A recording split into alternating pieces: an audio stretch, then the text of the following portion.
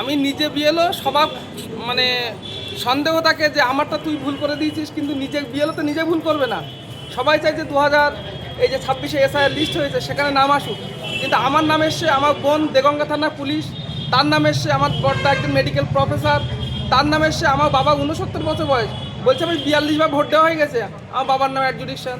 কজনের judicial agent? আমার হিয়ারিংয়ে পাক 42 জনের দেখাচ্ছিল যে আমার 42 জনের সমস্যা আছে, কিন্তু এখন দেখাচ্ছে লিস্টে 188 জন।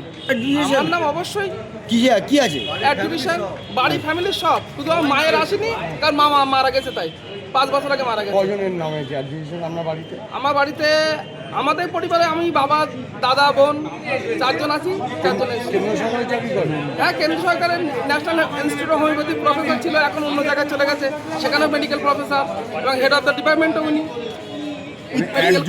অ্যাডজুডিকেশন আসার কি কোনো হিয়ারিংয়ে ডাকা হয়েছিল আপনাদের?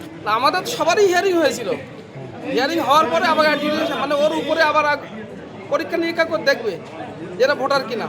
আপনি একজন বিএলও, আপনার পরিবারের সবার অ্যাডজুডিকেশনের জন্য কি বলবেন এই বিষয়টা বলুন তো? কিছু বলার নাই, কারণ আমরা কি বলবো, এরা পরিকল্পনা যে কিছু বাদ দিতে হবে নিশ্চিত, তাছাড়া কে? কারণ ওদের যখন প্রথম ট্রেনিং দেওয়া হয়েছিল তখন বলেছিল আপনারা বিএলও বুথ লেভেল অফিসার, আপনারা যা করবেন যা কমেন্ট দেবেন তাই, আমাদের কোনো মানে বিন্দু মাত্র দাম নেই, মানে মাথার থেকে ধরে যাওয়া চুলের থেকেও আমাদের কম দাম। আপনি কি করেন? আমি এমনি হাই স্কুলের মাস্টারমশাই, আমার বোন দেগঙ্গা থানা পুলিশ, আমার বড়দা National Institute of Homoeo medical professor ছিল, সেখান থেকে এখন স্টেট গভর্নমেন্টে এসে তিনি এখন head of the department professor.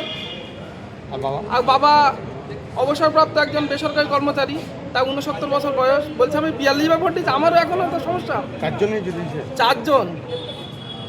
কত নম্বর পার্টের ভিডিও? আমার বিএলও হচ্ছে আমি 84 নম্বর পার্ট, বসিরহাট 1 নম্বর, কোন জায়গায়?